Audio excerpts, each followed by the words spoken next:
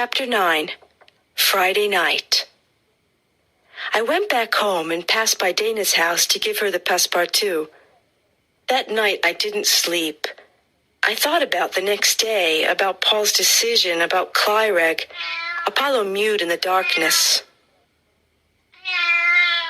On Friday morning, I got up early. I felt very tense. The day proceeded slowly. During the morning, the principal came to remind us of the meeting. Don't forget that this evening there's the family teachers meeting. I hope to see all of you with your parents. Sure, I thought. And during the meeting, one of your teachers will try to kidnap 2 students and take them to a mysterious planet. When the school day finished, I went to the Rainbow for some ice cream with Paul and Dana. Paul told Dana about his decision. She was obviously very surprised and disappointed. Those moments we passed together were very special. I will never forget that last afternoon with Paul. Our friendship seemed stronger than before. We felt more united because of our separation. Finally, after dinner, my parents and I walked to school. We sat down in the auditorium and the meeting started. At one point, I saw Mr. Adams get up and go towards Dana's family. I saw him whisper something to Dana's parents and then to Dana. She got up from her chair and followed him. Together, they walked towards Stephen's family. Steve is another one of my classmates. I'm sure Clyreg chose him because Paul was absent. In fact, I noticed him looking for Paul. Steve, Dana, and Mr. Adams left the auditorium. So he didn't choose me, I thought. I looked at my watch, 9:05, 25 more minutes. Suddenly I had an irresistible impulse. I wanted to see what was happening. I got up. Jenny, where are you going? My mom asked. I'm going to the science lab, don't worry, I said, and I quickly walked away. The door of the lab was closed. Inside, I heard Mr. Adams opening the fridge. I imagined his anger. Oh no! He exclaimed. Where is it? Where is what, Clyreg? Dana asked. Are you talking about the hypnotizing spray? You lost, Clyreg, she exclaimed triumphantly. What? You know? Clyreg was shocked. What spray? What are you saying? Said Steve, who didn't know anything about it.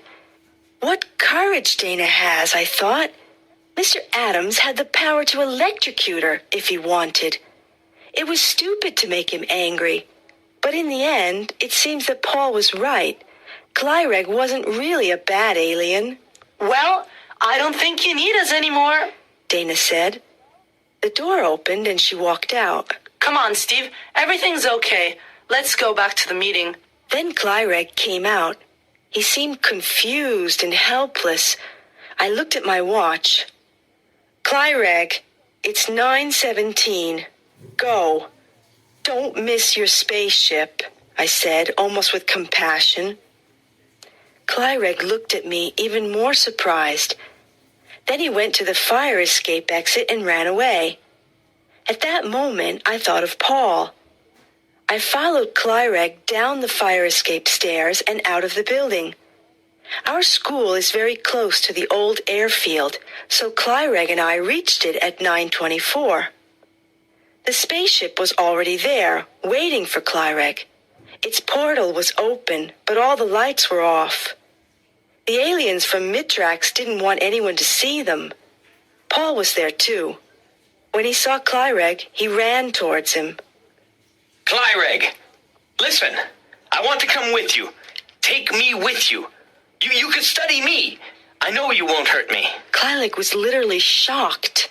Come then, Paul. Hurry, he said, recovering from his amazement. Paul! I shouted. Jenny! He ran to me and we embraced. This crazy adventure has finally finished. Fortunately, everything ended well for everyone, Paul said. Think about me sometimes, I said. I'll always think of you. And remember, I'll be back. Paul! Clyreg shouted. He was on the stairs of the spaceship. The portal is closing. Have fun in Mitrax, you space lover, I said, laughing and crying at the same time. Paul went up the stairs and the portal closed behind him. The spaceship lights turned on and it silently went up into the dark night sky. I watched it disappear into the blackness. Then I hurried back to school. My parents were still at the meeting with everyone else. No one seemed to suspect anything. Dana and Steve sat calmly near their parents. I too went back to my mother and father, smiling innocently. Today, 6 months have passed. Everyone at school now knows the truth about Mr. Adams, although not everyone totally believes my story. We have a new science teacher. Her name is Miss Lundberg, and for the moment she seems normal. Dana and I have been to visit Mr. Stone a few times, and his relationship with our class has really improved. He seems a happier person, and this pleases me a lot. Steve is now Dana's boyfriend, and they make a nice couple. I still have the hypnotizing spray. I keep it hidden, although sometimes I use it on Fred when he needs a bath. Apollo is now a member of our family. Fred is a little jealous of him, but they're usually friends. I told my parents the entire story. They seemed to believe me, especially because no one can find Paul. In the beginning, his father looked for him, but he soon stopped worrying. Sometimes Dana and I talk about Clyreg and our adventure. We remember Paul. On many evenings, alone in my garden, I look up at the sky and think about him. Good night, Paul, wherever you are. See you soon.